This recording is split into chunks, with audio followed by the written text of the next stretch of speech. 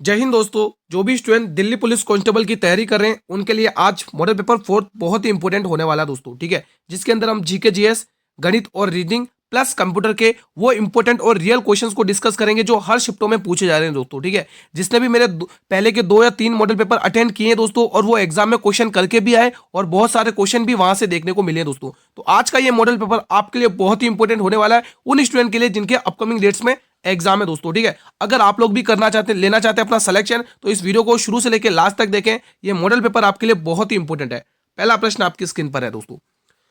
किस संविधान संशोधन अधिनियम के तहत प्रस्तावना में धर्मनिरपेक्ष शब्द जोड़ा गया था? वेरी वेरी इंपॉर्टेंट है दोस्तों, बताएंगे आप लोग। जिसने मेरे 2 और वो दूसरा और तीसरा मॉडल पेपर अटेंड नहीं किया वो जरूर देख लेना, क्योंकि वहां से क्वेश्चन एग्जाम में आए हैं, स्टूडेंट करके भी आए हैं दोस्तों। ठीक है, तो फिलहाल बताएंगे इसका आंसर क्या होगा। देखो दोस्तों, इसका आंसर क्या होगा? 42वां संशोधन अधिनियम 1976 बहुत इंपॉर्टेंट है दोस्तों। इसी अधिनियम के तहत दोस्तों प्रस्तावना में 3 शब्द जोड़े गए थे। कौन कौन से? समाजवादी, धर्मनिरपेक्ष और अखंडता। ठीक है, ये 3 और जोड़े गए थे, ये भी ध्यान रखना। ठीक है स्टूडेंट्स, अगला क्वेश्चन। वित्तीय आपातकाल का उल्लेख संविधान के किस अनुच्छेद में? वेरी वेरी इंपॉर्टेंट क्वेश्चन है दोस्तों, और इन तीनों आर्टिकल में से एक आर्टिकल आपको एग्जाम में देखने को मिलने वाला है दोस्तों। ठीक है, बताइए दोस्तों। देखो आर्टिकल 356 में क्या है दोस्तों? राष्ट्रपति शासन है दोस्तों। क्या है? राष्ट्रपति शासन, राष्ट्रपति शासन। ठीक है, आर्टिकल 356 में क्या है? राष्ट्रपति शासन है। और आर्टिकल 360 में क्या है दोस्तों? बताएंगे आप लोग। इसमें क्या है दोस्तों? वित्तीय आपातकाल। इसमें क्या है? वित्तीय आपातकाल। इस प्रश्न का सही जवाब ऑप्शन नंबर बी है दोस्तों। और इसमें क्या है? राष्ट्रीय आपातकाल। तीनों ही आर्टिकल को आप अच्छे से याद कर लो, एक एग्जाम में आपको देखने को मिलने वाला है। राष्ट्रीय आपातकाल, ठीक है, आपातकाल। अभी जो आपके दोस्तों एग्जाम हुआ है दोस्तों 18 दिसंबर वाला पेपर, ठीक है, उसमें बहुत सारे स्टूडेंट्स को दोस्तों जिन्होंने वो मॉडल पेपर 2 अटेंड किए दोस्तों, उसमें से क्वेश्चन देखने को मिले हैं। अगर आपको यकीन नहीं है तो आप कमेंट का रिव्यू देख सकते हैं जाके, उसमें है ना, उस क्लास वाली में। गुप्त वंश के किस शासक के ने सर्वप्रथम महाराजा धीराज की उपाधि धारण की थी दोस्तों? बताएंगे। शानदार क्वेश्चन है। पिछली साल ही दोस्तों हमने जो पढ़ाया था दोस्तों, ठीक है, दिल्ली पुलिस के लिए, उसमें भी दोस्तों 70% दोस्तों हमारे मॉडल पेपर से ही आए थे क्वेश्चन एग्जाम में। ठीक है, तो शुरू से लेके लास्ट तक जरूर देखें इस मॉडल पेपर को। बताइए दोस्तों, महाराजा धीराज की उपाधि को किसने धारण किया था? गुप्त वंश का वो कौन सा शासक था? तो वो था दोस्तों चंद्रगुप्त प्रथम दोस्तों। ठीक है, लेकिन दोस्तों इसको वास्तविक संस्थापक माना जाता है गुप्त वंश का। ठीक है, लेकिन वैसे संस्थापकों ने गुप्त वंश का श्रीगुप्त है। ठीक है स्टूडेंट, ध्यान रखना। देश के सर्वोच्च नागरिक पुरस्कार पद्म पुरस्कार की स्थापना किस वर्ष में हुई थी? कल जो आपके जो दोस्तों 18 दिसंबर को जो एग्जाम हुआ था, ठीक है, उसमें दोस्तों स्टूडेंट्स का कहना था कि पुरस्कार से क्वेश्चन आ रहे हैं दोस्तों। ठीक है, तो कौन से पुरस्कार की कब शुरुआत हुई, किसको सबसे पहले मिला, तो वो चीजें आपको पता होनी चाहिए स्टूडेंट्स। ठीक है, बताइए देश के सर्वोच्च नागरिक सम्मान पद्म पुरस्कार की शुरुआत किस वर्ष में हुई थी? तो इसकी शुरुआत हुई थी दोस्तों 1954 में। ध्यान रखना, बहुत इंपॉर्टेंट है। अगला प्रश्न। जनगणना 2011 के अनुसार राष्ट्रीय संबल महिला भागीदारी दर क्या है? वेरी वेरी इंपॉर्टेंट क्वेश्चन है। इंपॉर्टेंट क्वेश्चन है दोस्तों, ये सीपीओ में भी पूछा गया था। ठीक है, तो इंपॉर्टेंट क्वेश्चन है ये। तो देखेंगे आप यहाँ पे दोस्तों, महिला की भागीदारी श्रम दर पूछा है। अगर मैं यहाँ पे आपके पुरुष की पूछ लूँ तो पुरुष की दोस्तों ये वाली है। ये किसकी दोस्तों? पुरुष की है। ठीक है, ऑप्शन उसी प्रकार से डायरेक्ट हम लोगों ने टाइप किया ताकि आपको यहाँ पे अच्छे से अच्छे रिविजन करवा सके। आंसर आएगा 25.51%। ठीक है स्टूडेंट, ध्यान रखेंगे आप लोग। अगला क्वेश्चन। ये मॉडल पेपर आप लोगों के लिए बहुत जरूरी है दोस्तों, आपके सिलेक्शन के लिए दोस्तों। ठीक है, काली मिट्टी डैश उगाने के लिए आदर्श है, बताएंगे आप लोग। और आप ये भी कमेंट कर सकते हैं कि आपका एग्जाम किन डेट्स में, किन शिफ्ट में दोस्तों। ठीक है, तो इसका आंसर आएगा कपास मिट्टी दोस्तों। Very very important. देखो मिट्टी से रिलेटेड क्वेश्चन आपको देखने को मिलेगा। इसी को दोस्तों कपासी मिट्टी भी कहा जाता है। इसी को क्या कहा जाता है? कपासी मिट्टी कहा जाता है। कपासी मिट्टी। इसी को एक और नाम से जाना जाता है जो बहुत फेमस नाम है और पूछा भी जाता है। इसी को रेगुर मिट्टी भी कहा जाता है। क्या कहा जाता है स्टूडेंट्स? रेगुर मिट्टी। ये आपको ध्यान में रखना मेरे भाई। ठीक है, रेगुर मिट्टी। ठीक है, अगला प्रश्न। इसके बाद 8 बजे हमारी आरआरबी ग्रुप डी के लिए क्लास आएगी। जो स्टूडेंट फॉर्म भरा है, जिसके भी एग्जाम बाकी है, तो वो जरूर देखे उस क्लास को। कंप्यूटर की पहली पीढ़ी में निम्न में से किसका इस्तेमाल किया जाता था? वेरी वेरी इंपॉर्टेंट है दोस्तों। Integrated chip, transistor, vacuum tube या माइक्रो प्रोसेसर। हाँ, माइक्रो प्रोसेसर। इसका आंसर आएगा vacuum tube. Option number C को लॉक कर लो। देखो अभी तक आप लोगों ने वीडियो को लाइक नहीं किया तो आप सभी से रिक्वेस्ट करूंगा दोस्तों, एक बार जल्दी से एक बार वीडियो को लाइक कर लेंगे जितने भी स्टूडेंट क्लास देख रहे हैं। निम्न में से कौन से पश्चिमी तट बंदरगाह का उदाहरण है दोस्तों? पश्चिमी तट में कौन सा बंदरगाह स्थित है? देखो आप अगर मैप के अकॉर्डिंग देखो तो गुजरात है। और गुजरात में कौन सा बंदरगाह दिख रहा है यहाँ पे आपको? तो कांडला बंदरगाह दोस्तों। इसको अन्य किस नाम से जाना जाता है, वो कौन स्टूडेंट बताएगा? इस बंदरगाह का अन्य इसका एक और नाम है दोस्तों, वो कौन स्टूडेंट बता सकता है? प्लीज कमेंट बॉक्स में बताएं। लोक रंग उत्सव भारत के किस राज्य में मनाया जाता है? शानदार क्वेश्चन है भाई साहब, बताएंगे आप लोग? तो आंसर आएगा दोस्तों मध्य प्रदेश दोस्तों। इसी में दोस्तों खजुराहो उत्सव भी मनाया जाता है, खजुराहो उत्सव, खजुराहो उत्सव, खजुराहो उत्सव भी पूछा जाता है एग्जाम में, ठीक है, तो ध्यान रखना आप लोग। बड़े अगले प्रश्न की तरफ चलिए मेरे भाई, अगला क्वेश्चन आपके स्क्रीन पर है। दी गई श्रृंखला में प्रश्न चिन्ह के स्थान पर क्या आएगा? यह आपके सामने श्रृंखला दे रखी है, इसमें प्रश्न चिन्ह के स्थान पर क्या आएगा? देखो ये ऐसे क्वेश्चन पूछे गए आपके एग्जाम में, कल जो रीजनिंग का पेपर हुआ था उसमें। इसमें अगर आप देखोगे तो यहाँ पे 3 गुना हो रहा है, 2 3 6 प्लस 3 करके देखते हैं आगे बात बन रही है क्या। यहाँ पर देखते हैं 9 3 27 प्लस 3, यहाँ तक तो पूरी बात बन रही है। आगे भी चेक कर लेते हैं। 30 3 90 गुणा 3 प्लस 3, बात पूरी तरह से बन चुकी है, ठीक है। गुणा 3 प्लस 3 गुणा 3 प्लस 3 की सीरीज चल रही है, तो इसमें भी गुणा 3 करेंगे। और उसके बाद देखो 3 दूनी 6 और 6 में 3 जोड़ोगे 9, और इकाई एक ही ऑप्शन दे रहा है 9। पूरा सॉल्व करने की भी जरूरत नहीं पड़ी, इकाई अंक से काम हो गया। 3 दूनी 6 और 8 24 की 4 कैरी 2, 3 दूनी 6 और 2 8। अब इसमें 3 और जोड़ लो तो आप देख पा रहे हो कितना आ रहा है 849। अब आपके ऊपर है, या तो आप ऐसे करो या तो आप ऐसे ही इकाई अंक से उड़ा दो क्वेश्चन को। भारत में किस नदी के किनारे पर पहला अंग्रेजी कारखाना स्थापित किया गया था? वेरी वेरी इंपोर्टेंट क्वेश्चन है, बताएंगे आप लोग? सिंधु, हुगली, रावी या झेलम नदी? देखो ये जो मॉडल पेपर है ना दोस्तों, आपका जो कल का एग्जाम हुआ उसको पूरा ध्यान में रखते हुए उन्हीं से रिलेटेड कंटेंट आप लोगों के लिए तैयार किया गया है दोस्तों आप लिए, इसलिए आपके लिए मॉडल पेपर बहुत जरूरी है आज का। यहां से आप लोग अपनी तैयारी को एनालाइज कर पाएंगे कि आप लोगों का सिलेक्शन होगा या नहीं होगा। यहां से आप लोग अपनी तैयारी को बूस्ट कर पाएंगे कि आपकी तैयारी कैसी चल रही है। भारत में किस नदी के किनारे पर पहला अंग्रेजी कारखाना स्थापित किया गया था दोस्तों? तो बिल्कुल हुगली नदी दोस्तों। कौन सी दोस्तों? हुगली नदी। और इसी हुगली नदी के तट पर कौन सा शहर है दोस्तों? कोलकाता। कोलकाता, कोलकाता शहर, ध्यान रखेंगे, ठीक है। चलिए अगला क्वेश्चन देखते हैं। यह प्रश्न बताएंगे, बक्सर के युद्ध में अंग्रेजी सेना का नेतृत्व किसने किया था? उसने पूछा दोस्तों अंग्रेजी सेना का नेतृत्व करने वाले का नाम बताइए। Henry Lawrence, Hector Munro, sir Hugh Wheeler या जॉन निकोलसन? देखो दोस्तों ये जो बक्सर का युद्ध हुआ था दोस्तों, ये 1764 में हुआ था। सबसे पहले तो ये टिक कर लो, ठीक है दोस्तों। ये बक्सर जगह पड़ती है बिहार में, वहां पर हुआ था युद्ध, ठीक है। तो किस किस के मध्य हुआ था दोस्तों बताइए? हेक्टर मुनरो था। अंग्रेजी सेना का नेतृत्व कौन कर रहा था? Hector Munro. हेक्टर मुनरो कौन था दोस्तों? हेक्टर मुनरो अंग्रेजी सेना का नेतृत्व कर रहा था। वसेस, वसेस किस किसके बीच में हुआ था? अवध का नवाब था सिराजुद्दौला। अवध, अवध का नवाब। देखो एग्जाम में पूछा जाएगा आपको अवध का नवाब। एक तो अवध का नवाब सिराजुद्दौला था, ठीक है। और एक कौन था? एक और कौन थे दोस्तों? मीर कासिम था दोस्तों। इसी ने तो गद्दारी करी थी पहले भी वो वाले युद्ध में, प्लासी के युद्ध में। मीर कासिम भी था इसमें, और शाह आलम द्वितीय भी था। और कौन था? शाह आलम द्वितीय। और कौन था? शाह आलम द्वितीय, शाह आलम द्वितीय, ठीक है। तो ये आप डाटा ध्यान रख सकते हैं। तो आंसर आएगा Hector Munro, option number B. अगला प्रश्न शानदार कंप्यूटर का क्वेश्चन है। देखो एमएस वर्ड और एमएक्स एक्सेल अच्छे से याद कर लेना, कंप्यूटर में यहीं से क्वेश्चन आ रहे। एमएक्स एक्सेल 365 में हम संपूर्ण कॉलम को किस प्रकार हाईलाइट करते हैं? बताएंगे आप लोग कमेंट बॉक्स में क्या आंसर होगा इसका? Control plus F, control plus H, control plus inter या कंट्रोल प्लस स्पेस बार? तो बिल्कुल कंट्रोल प्लस स्पेस बार को दबाने पर, ठीक है। तो ऑप्शन नंबर डी को लॉक कर लेना यहां से। अगला क्वेश्चन, एक लंबी वृत्तीय शंकु के आधार का क्षेत्रफल 25 पाई सेंटीमीटर स्क्वायर है और इसकी ऊंचाई 12 सेमी है, तो शंकु का वक्र पृष्ठ क्षेत्रफल ज्ञात कीजिए। शानदार क्वेश्चन है। तो चलिए दोस्तों वक्र पृष्ठ क्षेत्रफल निकाल लेते हैं। शंकु देखो उसने बोला वृत्तीय शंकु का आधार, वृत्त मतलब वृत्त का क्षेत्रफल पूछा है, तो वृत्त का क्षेत्रफल कितना होता है? पाई आर स्क्वायर। और क्वेश्चन ने कितना दे रखा है? 25 पाई, ठीक है। तो यहां से देखेंगे आप, पाई से ये पाई कट जाएगा और आर बराबर कितना आ जाएगा? 5 आ जाएगा। अभी डायरेक्ट 5 कैसे आया? ठीक है दोस्तों कैसे आया? क्योंकि ये जो 2 है ना, ये इसके पास रूट बना देगा और ये 25 किसका रूट है? 5 का। अब आगे क्या कह रहा है? उसकी ऊंचाई दे रखी 12 और उसने कहा शंकु का वक्र पृष्ठ क्षेत्रफल। वक्र पृष्ठ क्षेत्रफल क्या होता है शंकु का? पाई आर एल होता है। पाई का मान कितना अपने पास? 22/7 है। कितना है? 22/7 है, ठीक है। पाई का मान हमने 22/7 लिख लिया, गुणा उसके बाद त्रिज्या कितनी है? 5 है और हमें ये एल का मान निकालना है दोस्तों। तो कितना आएगा यहाँ पे देख पा रहे हो? कुछ पॉइंट में आ रहा है क्या आंसर? उसने ऊंचाई तो दे रखी ना, इसकी ऊंचाई 12 था, शंकु का वक्र पेशी क्षेत्रफल। मुझे लग रहा है ये तिर्रक ऊंचाई लग रही है यार। एक मिनट, कुछ मिस्टेक हुआ है क्या एक बार? अच्छा हाँ, हमें यहाँ पे तिर्रक ऊंचाई निकालनी है दोस्तों। हमें यहाँ पे दोस्तों तिर्रक ऊंचाई निकालनी है। देखो आपने क्या निकाल लिया, त्रिज्या निकाल दी दोस्तों, ठीक है।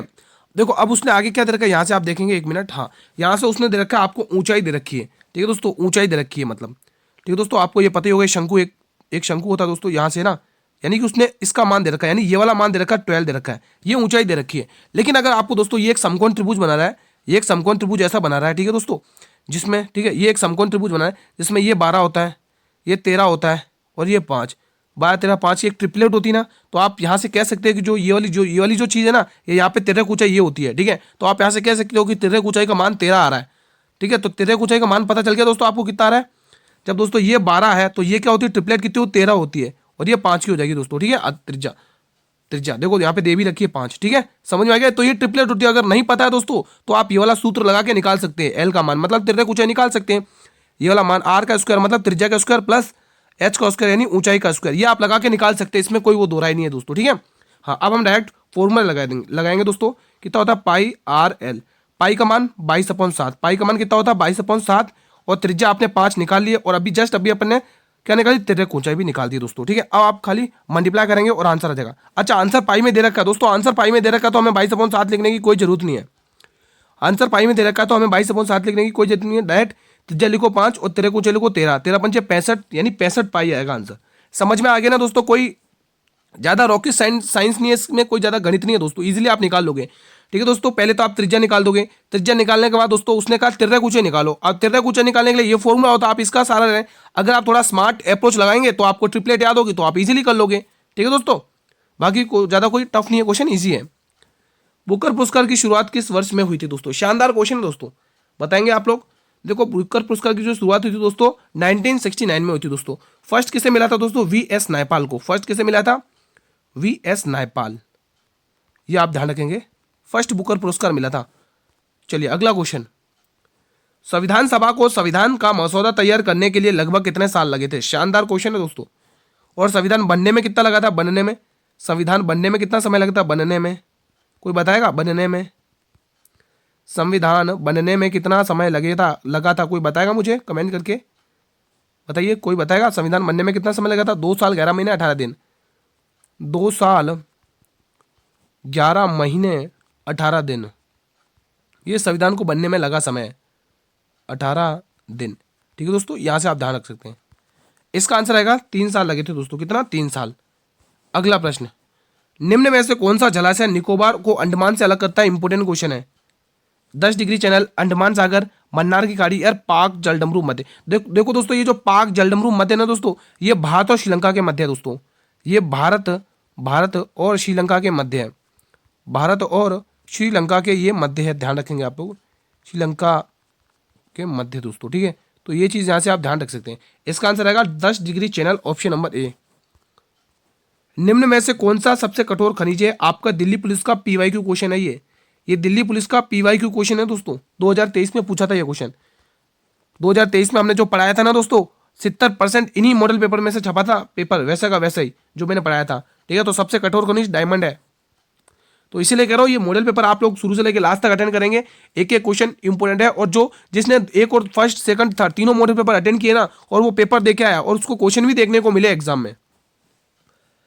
एक स्टूडेंट का कमेंट भी था, 16, 18 और 8 के चतुर्थ समानुपाती 12, 27 के मध्य अनुपाती के बीच का अनुपात ज्ञात करना है। देखो चतुर्थ समानुपाती ये कैसे निकालते हैं दोस्तों? आपको पता ही होगा, ये निकालते हैं बी गुणा सी अपॉन में ए करके। और ये जो मध्य अनुपाती होता है ये कैसे निकालते हैं?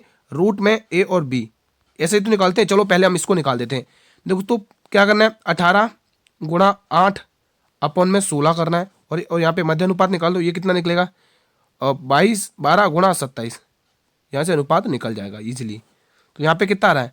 ये देखो 8 की डबल से दो बार जाएगा और 2 की डबल से 9 बार, तो यहाँ से चतुर्थानुपाती तो निकल के आ गया, 9 आ चुका है, ठीक है। यहाँ पर ये कितना आ रहा है? 12 को दोस्तों आप क्या लिख सकते हो? 12 को दोस्तों क्या लिख सकते हो आप बताइए? 12 को 4 गुणा 3 लिख सकते हो, 4 गुणा 3 लिख सकते हो। और इसी तरह 27 को क्या लिख सकते हो? 9 गुणा 3 लिख सकते हो, 9 गुणा 3 लिख सकते हो। अब आप देख पा रहे होंगे दोस्तों यहाँ से बाहर क्या क्या आ जाएगा? ये 9 बाहर आएगा क्योंकि ये 3 का वर्ग है, ये आ गया 3 बाहर आ गया। और इसी तरह से एक 3 यहाँ पर भी आ रहा है, तो 3 यहाँ से बाहर आ जाएगा।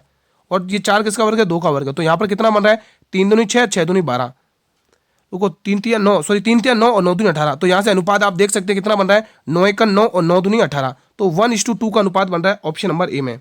इजी था, कोई दिक्कत की बात नहीं थी, कैलकुलेशन थी थोड़ी सी। हिंदू विधवा पुनर्विवाह एक्ट किस गवर्नर के समय पारित हुआ था? वेरी वेरी इंपॉर्टेंट क्वेश्चन है दोस्तों। सबसे पहले हिंदू पुनर्विवाह एक्ट पूछा जाएगा आपको किस वर्ष में पारित हुआ था, तो 1856 का ध्यान रखोगे, 1856, ठीक है। और ये हुआ था कैनिंग के समय दोस्तों। कौन था दोस्तों उस समय वायसराय? कैनिंग था, ध्यान रखना। भारत में महलवाड़ी भू राजस्व व्यवस्था की शुरुआत किसने की थी? शानदार क्वेश्चन है, बताएंगे आप लोग, इंपॉर्टेंट क्वेश्चन है। Holt Mackenzie. अगर आप टिक कर रहे हैं तो बिल्कुल सही टिक कर रहे हो, हॉल्ट मैकेंजी इसका सही जवाब है। अगला क्वेश्चन, प्रसिद्ध संघाई महोत्सव पूर्वोत्तर भारत के किस राज्य में आयोजित होता है? बताएंगे। संघाई महोत्सव पूर्वोत्तर राज्य के किस भारत के किस राज्य में आयोजित होता है? त्रिपुरा, मणिपुर, मेघालय या नागालैंड। तो ये जो महोत्सव है दोस्तों मणिपुर में आयोजित होता है दोस्तों, ध्यान रखेंगे आप लोग। अगला प्रश्न, 2011 की जनगणना के अनुसार भारत का सबसे अधिक आबादी वाला राज्य कौन सा है? शानदार क्वेश्चन है, बताएंगे क्या आंसर होगा, बताएंगे दोस्तों। अगर आप दिल्ली पुलिस कांस्टेबल की तैयारी करें ना तो ये क्वेश्चन तो आने चाहिए भाई। देखो दोस्तों, इसमें सबसे आबादी वाला राज्य था वो दोस्तों फर्स्ट नंबर पे कौन था? यूपी था दोस्तों। ये क्या हो गया, पेंसिल कहाँ गई, वेट 1 मिनट, हाँ अब सही है, यूपी था दोस्तों। दूसरे नंबर पे दोस्तों महाराष्ट्र है, और सबसे कम इसमें थी दोस्तों सिक्किम में, सबसे कम सिक्किम में थी, सबसे कम। पहले पे उत्तर प्रदेश, दूसरे पे महाराष्ट्र और सबसे कम सिक्किम में। जो पूछे आप आंसर दे देना एग्जाम में। यदि, अरे यहाँ पे ये क्या हो गया, बी लिख दिया, डी आ गया, सी आ गया। यदि एक अर्थ होगा दोस्तों, हाँ यदि ए का अर्थ भाग है, बी का अर्थ गुणा है, सी का अर्थ प्लस है और डी का अर्थ माइनस है, तो दिए गए समीकरण को सॉल्व करना है। ठीक है, सॉल्व कर लेते हैं। अब इसने बी का अर्थ क्या बताया, गुणा बताया, लगा दो 41। और ए का अर्थ उसने क्या बताया, भाग लगा दो, लगा दिया भाग। अब उसने कहा है डी, और डी का अर्थ माइनस, लगा दो माइनस। सी का अर्थ क्या बताया, सी का अर्थ प्लस लगाया, लगा दो प्लस। अब इसको सॉल्व कर लेते हैं। ठीक है, अब आप देख पा रहे हैं दोस्तों ये 3 इधर डिवाइड में इधर आएगा।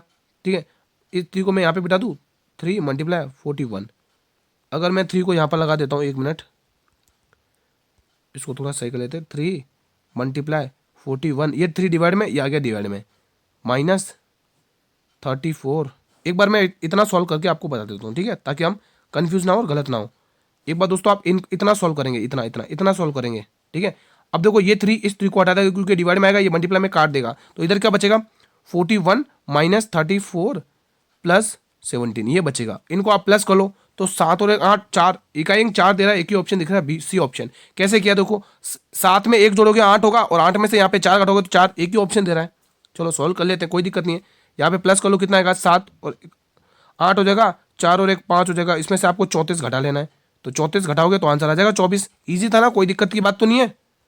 चलिए ये प्रश्न बनाएंगे, सॉल्व करेंगे, ईजी है दोस्तों ये भी। आप बताइए, किसने 13 जनवरी 1946 को संविधान सभा में उद्देश्य प्रस्ताव पारित किया था? देखो दोस्तों, संविधान सभा से क्वेश्चन पूछे गए हैं कल की शिफ्ट में। ठीक है, ध्यान रखना, 18 तारीख को जो पेपर हुआ ना कल, SN मुखर्जी, सुभाष चंद्र बोस, जवाहरलाल नेहरू या डॉक्टर भीमराव अम्बेडकर। देखो दोस्तों, ये कौन थे? प्रारूप समिति के अध्यक्ष थे दोस्तों। प्रारूप समिति के अध्यक्ष कौन थे? डॉक्टर भीमराव अम्बेडकर। अब मुझे ये बताइए इसका गठन कब हुआ था? कमेंट करके जिस भी स्टूडेंट को पता है तो प्लीज बताएं। देखो दोस्तों, इसका आंसर क्या होगा? उद्देश्य प्रस्ताव कौन लेके आए थे? जवाहरलाल नेहरू लेके आए थे, ध्यान रखना दोस्तों। कौन लेके आए थे?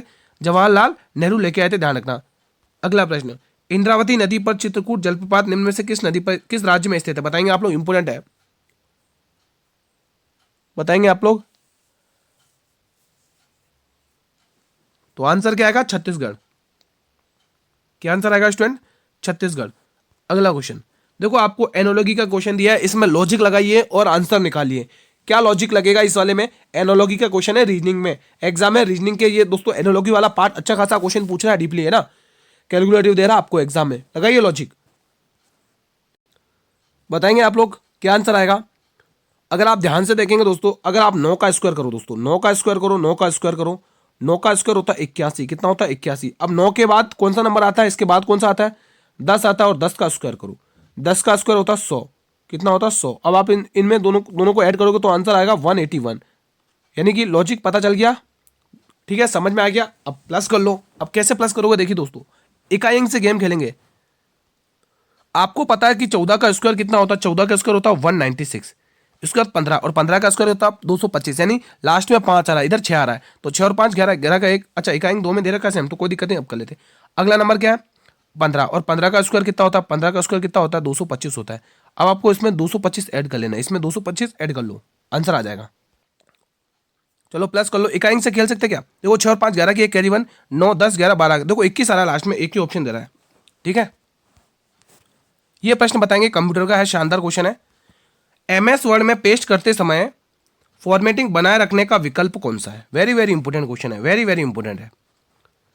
Paste special, keep text only, merge formatting या कीप्स सोर्स फॉर्मेटिंग, क्या आंसर होगा इसका बताएंगे आप लोग। तो आंसर होगा keeps source formatting, option number D इसका सही जवाब है। ईमेल भेजने के लिए कौन सा प्रोटोकॉल उपयोग होता है, शानदार क्वेश्चन है, इंपॉर्टेंट क्वेश्चन है दोस्तों, बताएंगे आप, क्या आंसर आएगा दोस्तों बताइए। Option number C, SMTP, smart, यहाँ पे मर्ज ट्रांसफर प्रोटोकॉल, SMPT, ठीक है, मर्ज नहीं आएगा, मेल आएगा, smart mail transfer protocol, service mail. चलिए बताइए एक बार फिलहाल, भारत की जनगणना 2011 के अनुसार निम्न में से किस धर्म में साक्षरता दर सबसे अधिक दर्ज की गई है, बताएंगे आप लोग। तो यहाँ पर होगी दोस्तों जैन धर्म में, किसमें, जैन धर्म। जैन धर्म के दोस्तों संस्थापक कौन है बताइए, ऋषभ देव हैं, ठीक है। हाँ, जैन धर्म के दोस्तों 23वें तीर्थंकर कौन थे, पार्श्वनाथ थे, ठीक है। अलकनंदा और भागीरथी नदी निम्न में से किस संगम पर स्थित है, बताएंगे आप लोग, शानदार क्वेश्चन है। तो ये है दोस्तों देवप्रयाग, ध्यान रखना इंपोर्टेंट क्वेश्चन है। निम्न में से कौन सा हड़प्पा स्थल गुजरात में स्थित नहीं है, देखो रंगपुर, लोथल और दोस्तों ये धोलावीरा, ये तीनों के तीनों गुजरात में स्थित हैं। लेकिन ये जो अमरी है ना दोस्तों, ये पाकिस्तान के सिंध में स्थित है, ध्यान रखना आप लोग, ठीक है, पाकिस्तान के सिंध में, ये आंसर है इसका। राजा रेड्डी का संबंध निम्न से किस नृत्य शैली से, तो इनका संबंध है कुचिपुड़ी से, ध्यान रखना, आंध्र प्रदेश का क्लासिकल डांस है। ये किसका स्टूडेंट्स, आंध्र प्रदेश में। इनके एक बार स्टेट के नेम लिख दे रहा हूँ, क्योंकि स्टेट के नेम पूछ लिए जाते हैं एग्जाम में, ठीक है। ये कथक कहाँ का दोस्तों बताएंगे, ये यूपी का है, कथकली केरल की है, और भरतनाट्यम TN लिख रहा हूँ शॉर्ट में, तमिलनाडु, TN का मतलब तमिलनाडु, ध्यान रखना। पोडुंग लोक नृत्य निम्न से किस राज्य में प्रचलित है, असम, मणिपुर, सिक्किम या अरुणाचल प्रदेश। तो ये जो पोडुंग है दोस्तों, ये अरुणाचल प्रदेश राज्य में स्थित है, ध्यान रखेंगे, option number D. Basaltic magma का स्रोत कौन सा है, बताएंगे कि कौन सा क्षेत्र है, कोर, ऊपरी मंडल, निचली मेंटल या संक्रमण क्षेत्र। तो आंसर आएगा दोस्तों ऊपरी मेंटल, ऑप्शन नंबर बी। अगला प्रश्न, क्वेश्चन नंबर 37, मक्कू, तुईवई, सोनाई और रुकनी किस नदी की सहायक नदियां हैं, ये दोस्तों बराक नदी की सहायक नदियां, ध्यान रखेंगे आप लोग।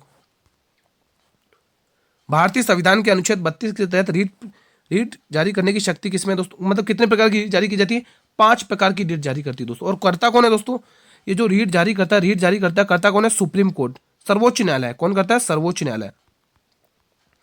तो आपको ये तो पता ही चल गया, आर्टिकल 32 के तहत सर्वोच्च न्यायालय 5 प्रकार की रीट जारी करता है दोस्तों, ठीक है। अगर उच्च न्यायालय आ जाए दोस्तों, उच्च न्यायालय किस प्रकार की रीट जारी करता है, किस अनुच्छेद के तहत, ये पूछा जाता है अनुच्छेद, उच्च न्यायालय, अनुच्छेद पूछा जाता है, उच्च न्यायालय यानी कि हाई कोर्ट, उच्च न्यायालय। तो आप ध्यान रखोगे अनुच्छेद 226 यानी 226, अनुच्छेद 226, अनुच्छेद 226 ध्यान रखना, इंपोर्टेंट आर्टिकल है ये वाला, ठीक है, इसलिए हाईलाइट कर रहा हूं।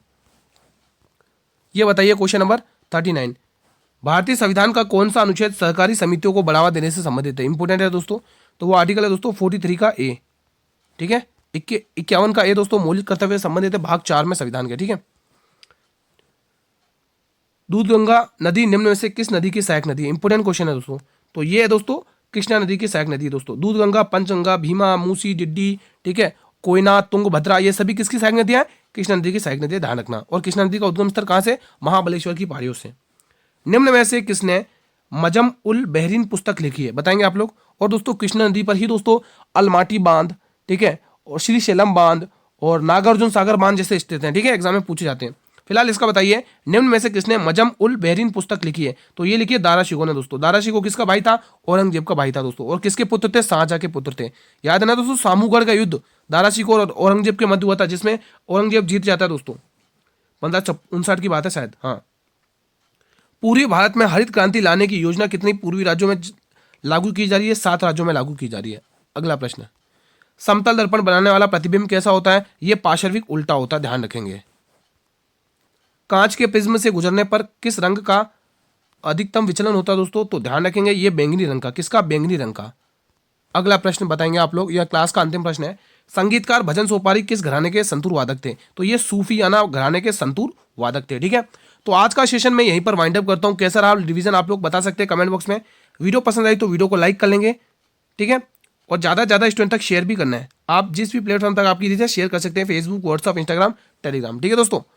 चैनल पर नए विजिट कर रहे हो, चैनल को सब्सक्राइब कर लो, बेल नोटिफिकेशन बेल को प्रेस कर लो, ताकि आने वाले हर वीडियो का नोटिफिकेशन आपको सबसे पहले यूट्यूब प्रोवाइड करता रहे। देखो दोस्तों, इसकी जो पीडीएफ मिलने वाली है ना, वो आपको टेलीग्राम चैनल पर मिल जाएगी, और टेलीग्राम चैनल का लिंक आपको इस वीडियो के डिस्क्रिप्शन बॉक्स में दे रखा है दोस्तों, ठीक है। कोई भी डाउट हो किसी भी क्वेश्चन से रिलेटेड, आप कमेंट बॉक्स में पूछ सकते हैं। इसके बाद ग्रुप डी की क्लास जरूर ले लेना, जो भी स्टूडेंट तैयारी कर रहे हैं दोस्तों, ठीक है। मिलते हैं नेक्स्ट मॉडल पेपर के साथ, तब तक स्टूडेंट जय हिंद, जय भारत, वंदे मातरम।